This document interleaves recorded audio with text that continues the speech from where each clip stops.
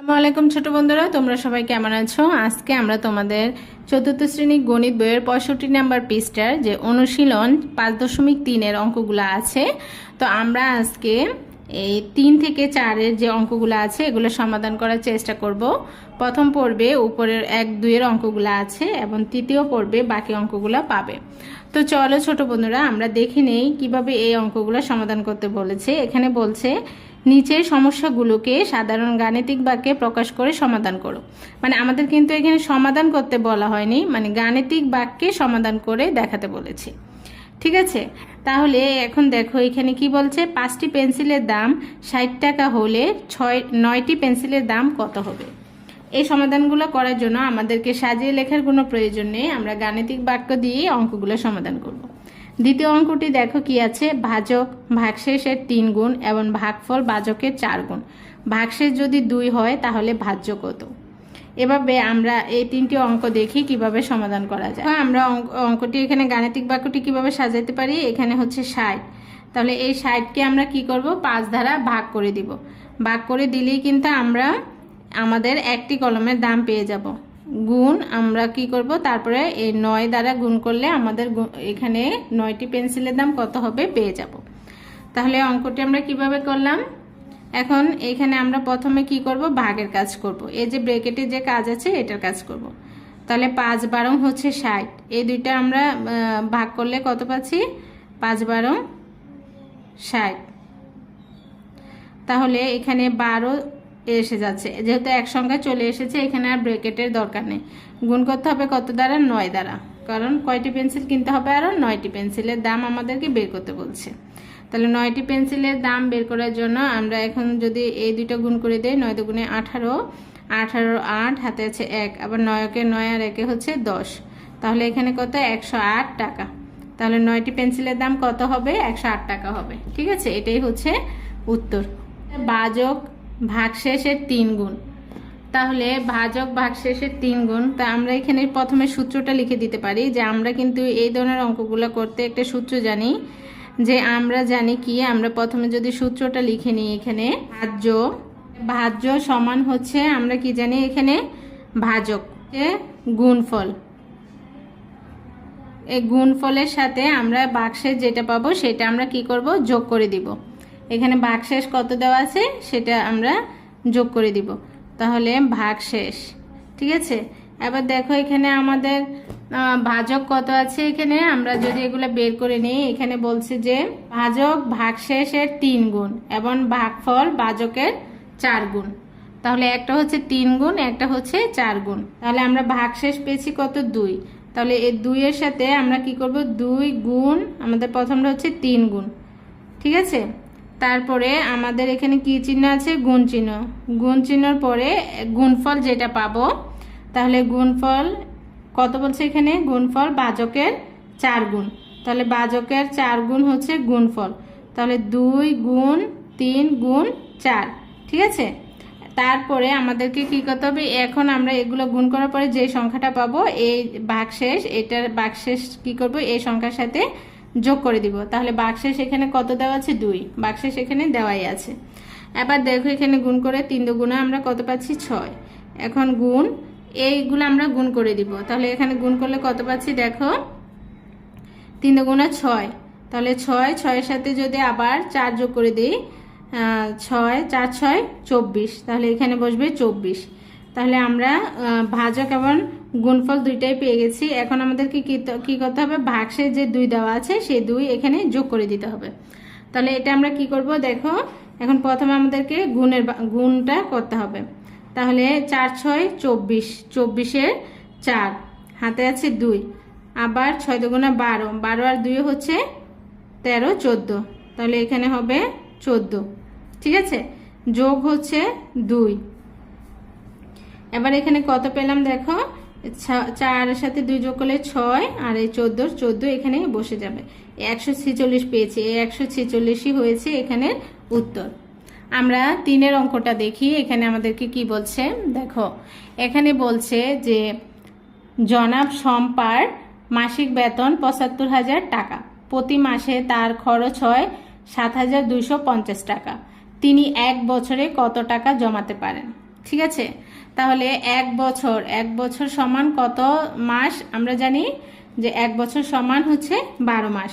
আমরা এখানে যেহেতু আমাদেরকে বলছে যে প্রতি মাসে তার খরচ এবং এক বছরে কত টাকা জমাতে পারবে, তাহলে প্রথমে আমরা এক বছরে কত মাস সেটা আমরা বের করে নিই।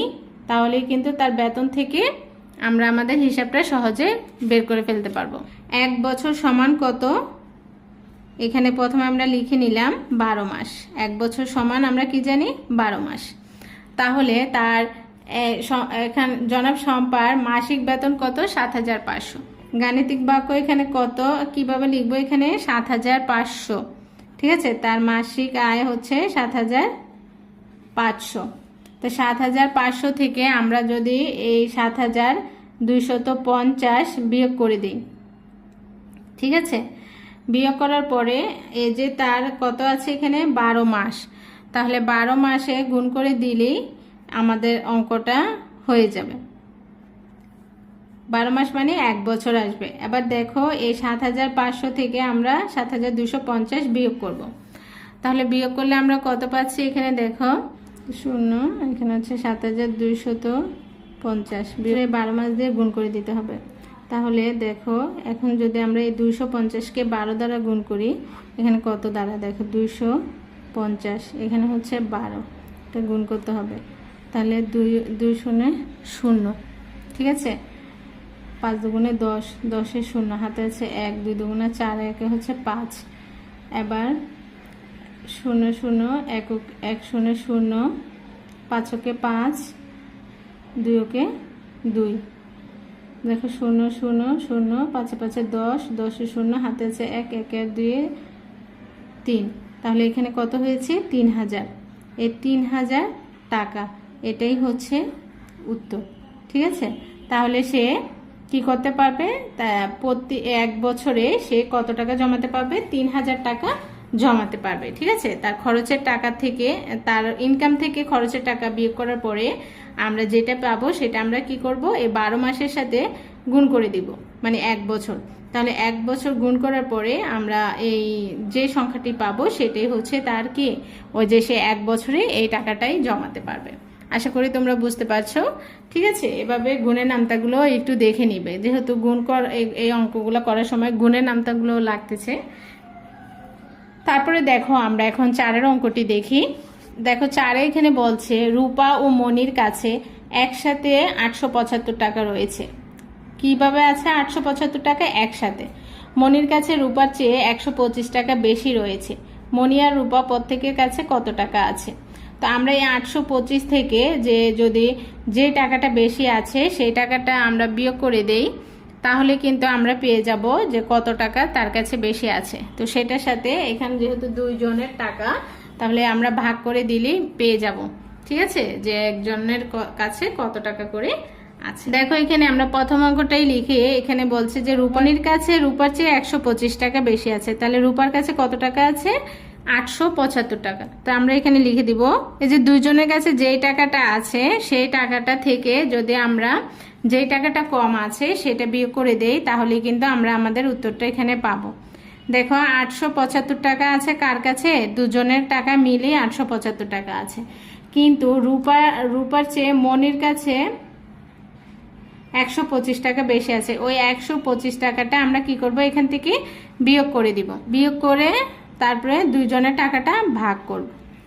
তাহলে দেখো এখানে এই যে 875, তাহলে 75 125 এখানে বিয়োগ হবে। 125 বিয়োগ হলে দেখো 75 থেকে যদি 25 যায় এখানে থাকবে 50, আর 8 থেকে 100 চলে গেলে এখানে থাকবে 700 ভাগ 2।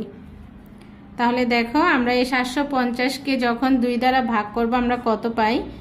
এইখানে ধরলাম 2, এখানে 750 কত দ্বারা? দেখো এখানে 2 দ্বারা 7কে যাচ্ছে না, তাহলে 2 দুগুণে 4, 3 দুগুণা 6 নিতে পারি আমরা। তাহলে 3 দুগুণা 6, 7 থেকে 6 বিয়োগ করলে 1, এই 5 এখানে নেমে যাবে। তাহলে এখানে কত পেয়েছি? 15। তাহলে 2 দ্বারা আবার 15কে 2 2 দুগুণে 4 3 দুগুণে 6 4 দুগুণে 8 5 দুগুণে 10 6 দুগুণে 12 7 দুগুণে 14 8 দুগুণে 16। তাহলে 7 নিয়ে এখানে 14 নামাতে পারবো, 16 নিতে পারবো না। বিয়োগ করলে কত দাঁড়াচ্ছে 1। এই যে শূন্য আছে সেই শূন্য এখানে নিয়ে আসবো, তাহলে এখানে কত 10। 5 দুগুণে 10, 10 থেকে 10 চলে গেলে 0। তাহলে এই 750কে 2 দ্বারা ভাগ করলে আমরা কত পাচ্ছি 375। এই 375 টাকা কার কাছে আছে? 375 টাকা আছে রূপার কাছে। তাহলে আমরা রূপার টাকাটা পেয়ে গেছি। তাহলে মনির কাছে এখন কত আছে দেখো, আমরা সেটা কিভাবে বের করব। এই যে 375-এর সাথে যে আমরা 125 বিয়োগ করেছিলাম, যে মনির কাছে যে টাকাটা বেশি আছে এই টাকাটা যোগ করে দিলেই কিন্তু আমরা পেয়ে যাব। তো আমরা এখানে লিখতে পারি, সুতরাং মনির টাকা হচ্ছে কত, টাকাটা এখন আমাদেরকে বের করতে হবে। তাহলে আমরা এই যে 375-এর সাথে কি করব, 375 আর যে টাকাটা বেশি ছিল ওদের, ঠিক আছে, কার থেকে? রূপার কাছ থেকে। তাহলে ওই টাকাটা যোগ করে দিলে আমরা কিন্তু মনির কত টাকা আছে সেটা পেয়ে যাব। 5 5 10, 10 0 হাতে আছে 1, 1 আর 2 হচ্ছে 3, 3 আর 7 10, 10 0 হাতে আছে 1, 1 আর 1 2 আর 5 এর সাথে যোগ করলে 3 এর সাথে যোগ করলে 5, তাহলে 500 টাকা। ঠিক আছে, এখানে কত পেলাম 500 টাকা। তাহলে এইটা হবে 375 টাকা। এবার দেখো এটা যদি রূপার টাকা হয় এটা মনির টাকা, আমরা কিন্তু আমাদের অঙ্কটা পেয়ে গেছি। তো আমরা এখানে উত্তর লিখে দিব। উত্তর আমাদেরকে বলছে মনি আর রূপা প্রত্যেকের কাছে কত টাকা আছে। তাহলে মনির টাকা আলাদা লিখতে হবে, রূপার টাকা আলাদা লিখতে হবে। মনির 500 টাকা আর রূপার কমা দিয়ে আমরা রূপার টাকাটা লিখে দিব। রূপার হচ্ছে 375 টাকা। ঠিক আছে, এভাবে বের করে নিবে। আর খাতার এক সাইড করে রাফ করবে, রাফটা দেখে দিতে হয়, তাই এক সাইড করে